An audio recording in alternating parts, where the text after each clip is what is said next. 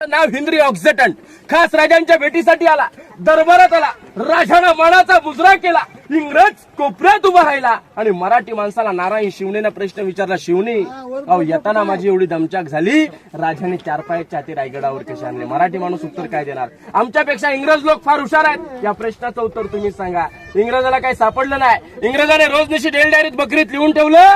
आताचे छोटेसे इतिहासकार निनाद बेडेकर सांगतात की रायगडाचं बांधकाम झालं 14 वर्षात, हत्तीची वाढ होते 3 ते 4 वर्षात. आपल्या राजाने लहान पिल्लं पालखीत बसून आणलेली रायगडावरती पाळणपोषण केलं. राजाने प्रत्येक मराठ्याला शिकवलं काय? लहानाचं मोठं करा, मोठ्याचं कधी लहान करता येत नाही. हीच तर आपल्या राजांची दूरदृष्टी होती. पहा बघा, त्या हत्तीनं अंघोळ करण्यासाठी जागा, पाणी पिण्याची जागा आहे. आता आपण गंगासागर बाल्य किल्ला बघायला पुढे जाणार आहोत.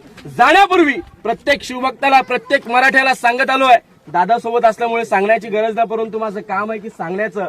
रायगड पहिल्याच शब्दात काय आलं की देवघरापेक्षा पवित्र ठिकाण रायगड असं मानलं जातं. मग देवघर म्हटलं तर देवपूजा आलीच की नाही? आणि मला वाटतं की रायगडाची देवपूजा आपल्या हातून राहिली तरी चालेल. मला वाटतं